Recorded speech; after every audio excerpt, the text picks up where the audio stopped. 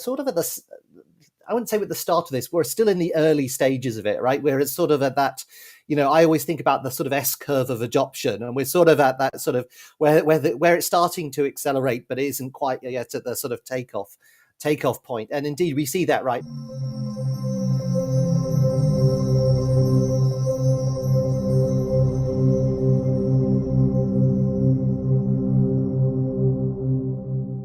What is going on, everybody? Welcome back to another CYPRX video banger. In today's video breakdown, I'm going to be showing you all some research information, showing you guys devils in the details that they tell you all that the shakeout's happening. Again, this is all my personal opinion as to why it is that these individuals don't want us involved in the digital asset landscape and the cryptocurrency market ecosystem because they know how much money is about to flood in. Today, we're going to be focusing on private family wealth offices. Mainly because of something that I read from the Boston Consulting Group in comparison with what's happening with the SEC right now, and then looking at a LinkedIn post from Franklin Templeton's wealth management team, and how they literally held classes today talking about investing in cryptocurrencies.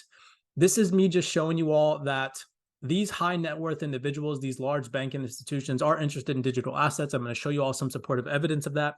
So make sure that you smash that thumbs up button and subscribe. We do appreciate the love and the support, as always, keeping you in the loop with the realest information that's never going to make it to the mainstream.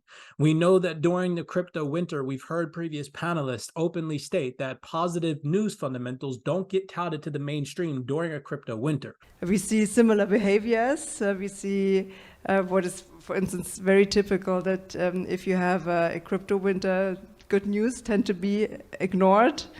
So it's extremely crucial for you all as retail investors, as day traders, whatever it is that your approach is towards this market, that you stay in the loop with ongoing developments that the mainstream media is not going to cover. So first, we have a document. Two first documents are from Boston Consulting Group. Now, right here, it goes on to talk about the digital currency marketplace has been in turmoil since the current crypto winter began back in mid-2022. Now, right down here, this is what caught my eye. It goes on to say, for an overview of what led to the crypto winter and of where the settings stand now, recent actions by the U.S. Securities and Exchange Commission of the SEC have further ensured that the risks of digital currencies will be top of mind for investors for some time to come. So they're telling us that the ongoing battle with the SEC will consistently be pushed out to the mainstream masses, right? On the top of the mind of investors.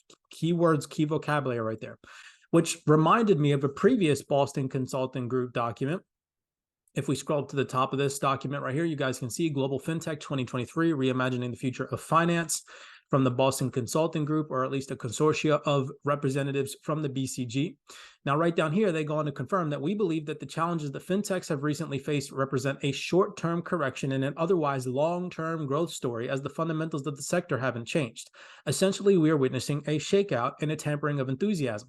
So they're going to continue to try and knock us down. They're going to continue to try and shake us out. But the individuals that do research, the ones that actually truly understand what transformation is happening behind the scenes, will be the ones that come out on top in 2025, 2026, later on down the road. Okay.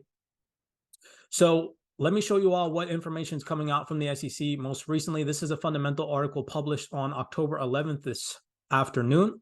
And it goes on to talk about key highlights. Crypto custodians blast the SEC's guidelines that require banks to account for custodied crypto, differently than they do their other assets. Now, remember, I told you guys, this is an extremely crucial part to institutional adoption. For us to see institutional adoption, we need to see third-party custody providers and safe places for banking institutions to safe place and store their assets. We know that the majority of banking institutions are not going to want to hold them in-house. I've shown you guys documents of that before. I've shown you all that it is going to be an imperative part of this transformation that third-party custodian providers gain regulatory approval, gain regulatory access, are tested, are safe, so that way banking institutions can implement their capital into this market safe and effectively. We went over that. So this is a pretty big deal.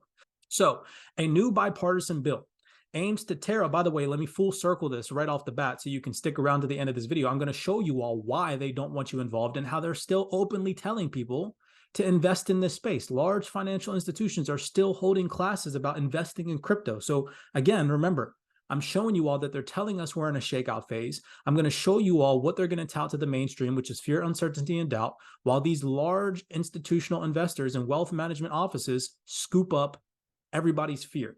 Okay, so back to this fundamental. I just want to get you guys a clear perspective as to why you should stick around to this video. It's going to blow your mind. So, new bipartisan bill aims to tear up rules that make crypto custody completely non-viable as a business model due to the high cost, according to the market stakeholders. While Wall Street has dipped its toes into cryptocurrency trading, firms have led back from going all in due to lack of places to keep their digital assets safe. That's something that we've covered before, right? They need a safe place to store digital assets. They're not going to want to store them in-house. It's too risky, but they do want exposure to this asset class. Banks and other financial firms want to offer such services, but have rolled back or halted them due to the U.S. Securities and Exchange Commission guidelines that make crypto custody at scale too costly. There is an ongoing choke point in the cryptocurrency market.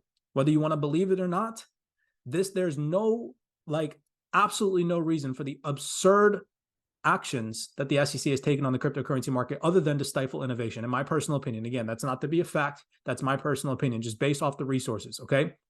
It says this bill would prohibit certain federal agencies from requiring certain institutions to include assets held in custody as a liability. By doing so, it would help to keep the digital asset industry in the United States, bolster American competitiveness, and put proper protections in place for investors. That's what they're saying. Banks and other firms that hold ordinary assets such as stocks or bonds on behalf of their customers aren't required to record those on their balance sheet, as custody assets are considered to belong to the customer rather than the custodian.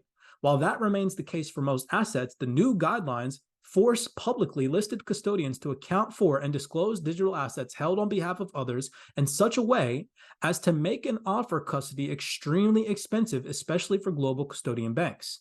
That's because larger banks are also subject to federal banking regulations.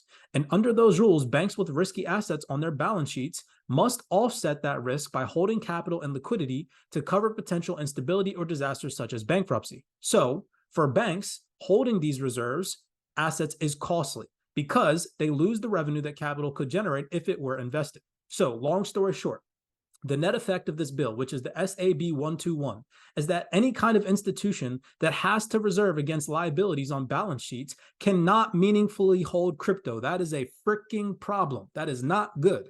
Okay? I've talked to you guys about institutional third-party custodies need to take place, need to come into fruition. Regulatory guidelines need to be laid so that way banking institutions can adopt this tech.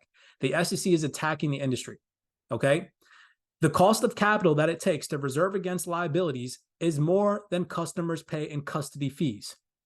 Do you understand that, right? So what does it mean? It means that this becomes completely non-viable. That's why they're calling it a non-viable business model, because it doesn't make sense. Why would the bank and institutions want to do this if it's too expensive? If it's too expensive to hold these assets, they're not going to do it. Okay, there's just no point. So this is a problem, right? So remember, I'm showing you all physical proof that these large consulting firms are telling you all that there's a shakeout phase going on. They're even telling you all that the SEC and their actions are going to be put in the mainstream media at the top of investors' minds. Look, it says it right here in their documents for some time to come. Right? And we're seeing these fundamentals. This fundamental I just read to you is from today. Was put out at 12:23 p.m. So this is ongoing. This is a problem. This is why we're not seeing an influctuation of massive amounts of capital into this market right now. This is one of the reasons, one of the many. We're going to go over some of those other reasons today. But now let me flip the script, okay? Now let me show you all why they're saying it's a shakeout phase, and the individuals, in my personal opinion, that do their research and stick around for the long term, anywhere between 2025, 2026 timeframe. I get everybody thinks it's going to be 2024, but I think too many people think it's going to be 2024, right? Usually when the mainstream media thinks it's 2024 or when it's a certain year, it's usually not. I'm not saying it couldn't be. I hope it is. God forbid, but it's getting worse and worse. And clear regulations are not there yet. They're coming, don't get me wrong, but it's going to take time, especially with leading organizations like the SEC playing a role in this, which is freaking just hampering adoption left and right. So look at this. Franklin Templeton, I was looking on their LinkedIn. This is from a day ago, so it's updated. This is going to blow your mind. So while they're shaking everybody out of crypto, look at this. Financial advisors, they put this out on their LinkedIn. Did you know that digital assets can be evaluated much like stocks and bonds? Register now to learn how tokenomics can help with making investment decisions for crypto coins and tokens. What? So this is from today. This is a freaking panel discussion or a webinar that took place today, where if you went to join this webinar, it says that they can help you with making investment decisions for crypto coins and tokens. So why would freaking Franklin Templeton, right, wealth management office, be hosting classes about investing in crypto if it was going to go away? This is from freaking today, ladies and gentlemen. The gentleman that hosted this event, Rick Elderman, wrote a freaking book. Here he is right here, Rick Elderman, talking about the truth of crypto. I've read this book. It's pretty much a long-term bullish book on the digital asset space, talking about why crypto is important, the transformative technology and potential that it has. So he's the guy hosting this event that's thrown by Franklin Templeton, where they can go, you could have gone and learned about how to invest in digital assets today. Okay? I just think it's freaking hilarious. Hilarious. The same day that this FUD article comes out about the digital asset space, the wealth managers are given private classes about how to invest in crypto. Do you all see the conundrum there, right? Am I delusional, or can we get smash that thumbs up button for me right there? Because why am I feel like I'm the only one that's seeing this? Not obviously, of course, the only one. You guys that are tapped into the CYPRX research, following our platforms, you guys are obviously tapped in, but the majority of people, they're not. So again, I'm just trying to show you guys that there's so much more than meets the eye. So now let's go over to one of the first PDFs that I have for you guys today before I shut this conversation down. This is a Global Family Office report from UBS, okay? One of the top 20 largest financial institutions. If you don't know who UBS is, go, do your due diligence. But this is from 2023, Global Family Office report. We're going to go over 3 pages on this PDF, okay? Let me blow your mind. So again, what have we gone over so far? BCG, Boston Consulting Group, confirmed we're in a shakeout phase. We see FUD articles from the SEC and the bill that they're putting out to potentially ban digital asset custody solutions and whatnot, that whole dilemma that we went over, right? On the same day that they're hosting, that family private wealth offices are hosting webinars on how to invest in crypto. Now I'm going to show you all that in their documents, they're telling you all that there's a digital transformation. They're openly telling you all that there's an ongoing interest in adding these digital assets to investors' portfolios. So here we can see, this is again if we scroll up to the top of this, I just want you guys to see Global Family Office Report. You go down to page 16. This is again shared in our CYPRX private research chat. And it says right here, marginal investments in digital assets. When it comes to investments based on blockchain technology, family offices are growing their investments in a small way. Now, this reminds me of something that a gentleman said. Every private client, they get a dedicated advisor. This is someone you can text or call, get on the phone with. Actually, we walk people through their Bitcoin journey, as well as great research and events. But so what we're seeing, since the collapse of SVB, of Silicon Valley Bank, we've seen a huge uptick in family offices. And these are kind of private banks for the wealthy families. We've always had a slice of family office clients that have used the platform, but ever since SVB, that has massively increased. And these people are taking large Bitcoin positions. They're interested in it. They want to learn more. Why that's particularly interesting, besides these are large investors buying the asset, is that if you were to think about institutional capital, family offices have probably the most control over their ability to invest in alternative assets. So hedge funds and some of these other institutions, there's a lot of compliance, there's a lot of, risk. Family offices can kind of just do what they're going to do. And so if you were to imagine who's going to be the early adopter in the institutional segment, you're going to say it's going to be family offices. Right. Who's going to be the early adopter in the institutional segment? You're going to say it's going to be family offices. Right. And that's what we're seeing. Boom! If it's going to be an early adopter, it's going to be family offices. Y'all freaking heard that, right? This video is from 4 months ago. I just showed you proof that they're literally admitting that we're in a shakeout phase. Same date. Listen to me. I'm proving to people right now, physical freaking proof. The same day that the SEC FUD article comes out about stalling crypto adoption, okay, they're calling it choke point 2.0 in this article, in this FUD article, October 11, 2023. The same time this FUD article came out is at the same exact time that Franklin Templeton is hosting an event talking about investing in cryptocurrency. The gentleman just told you that family offices are going to be the first ones. You cannot make this up. I'm getting freaking emotional right now because it's a game, people. It's the freaking matrix. I don't get how people don't see it. Oh, it drives me crazy. It drives me nuts.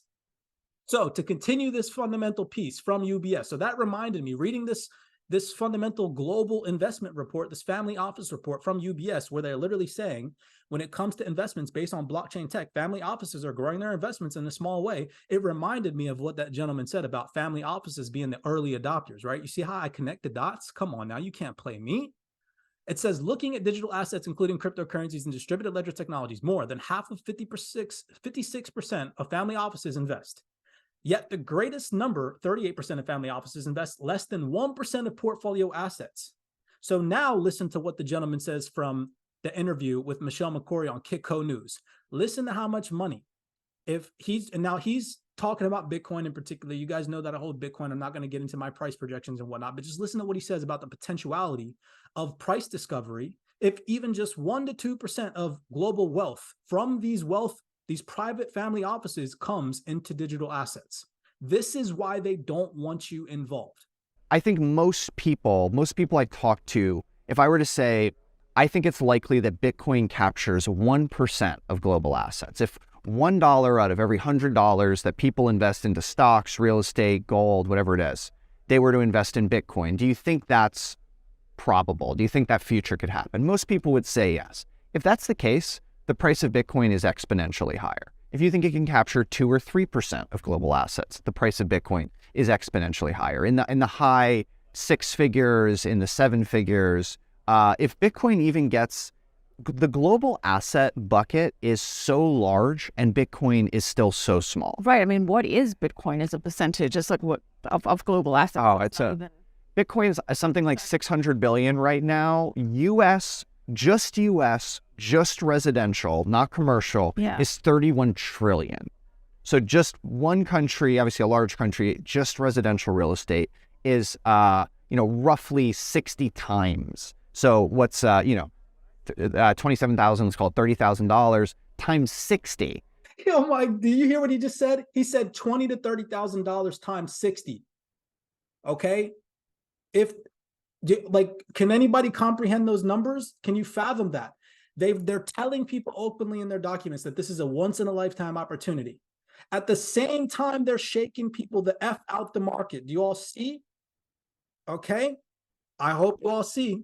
I'm gonna be one of the ones that looks back in 5 years from now, and I'm gonna be freaking telling people I told you so. I hope and pray to God that the digital assets that are in my portfolio survive, whereas I do the same for the majority of individuals out there. I pray that we all make it. Okay. But this transfer of wealth is freaking coming. God, there's so much more I wanted to say, but now this video is getting long. Okay. So let me just finish this. Okay. Up to 3% says more than 3%. And it says 44% of individuals, wealth family offices don't invest in these technologies yet. Then it says 35% plan to increase investments in distributed ledger and blockchain technology over time. It says right here, increase in cryptocurrencies, 27% of individuals that were surveyed, right, plan to invest over time. 68% plan to stay the same, and only 5% plan to not invest.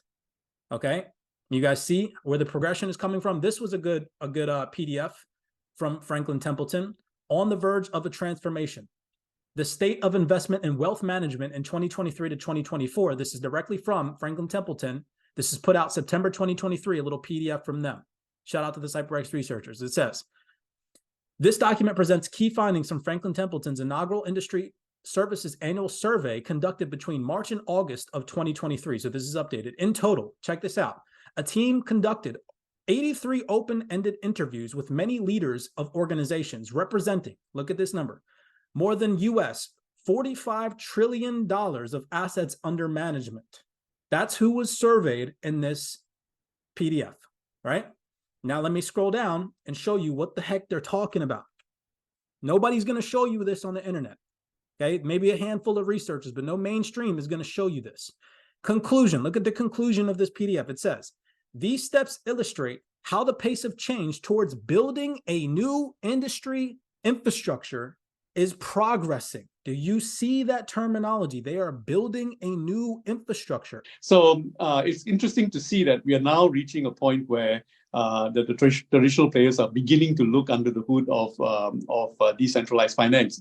And this will have a profound impact on architecture in traditional banking. And over time, it says, as new options come online, it is likely that a tipping point will occur where it becomes more difficult to maintain the old system and the pace of change will accelerate.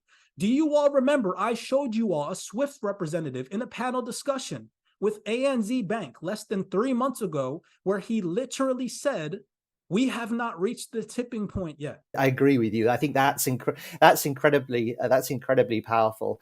I guess we're at, as you said, we're sort of at the, I wouldn't say we're at the start of this, we're still in the early stages of it, right? Where it's sort of at that, I always think about the sort of S curve of adoption, and we're sort of at that sort of where it's starting to accelerate, but it isn't quite yet at the sort of takeoff point. And we have not reached the point where the market is going to go parabolic yet. A SWIFT representative said that. He even did little freaking hand gestures. Okay. It's the same exact terminology. This stuff is nuts. This is coming directly from Franklin Templeton. Last but not least, we have this in the Texas Investment Managers PDF. I thought that I'd throw this one in there as well. If we go down to page 14, you can see right here, this is where it talks about portfolio risks for 2023. It talks about digital assets, talks about cryptocurrencies. All right. We won't get into that to save time. Many blessings to all. If you enjoyed this video breakdown, smash that thumbs up button and subscribe. Okay. I just wanted to show you all from an in-depth perspective that they are telling us that we are in a shakeout phase, while at the same time, on the same dates, they're fudding the market, shaking people out mentally, talking about how digital asset custody is an issue, large institutions can't come in. The large institutions on the same date are having meetings about investing in cryptocurrency because they know the direction that the market is going long term. Many blessings to you guys. As always, keep your head up during this crypto winter. Now is the time to do your research. Now is the time to join a community that actually cares about valued information in this crypto sphere and not just hyping coins during the bear market, right? Now is the time. I'm telling you all, the people that do research, the people that join a valued community will be the ones that survive heading into 2025, 2026, looking back like we told you so. Many blessings. As always, be cognizant, be aware, and I'll see you guys in the next video breakdown.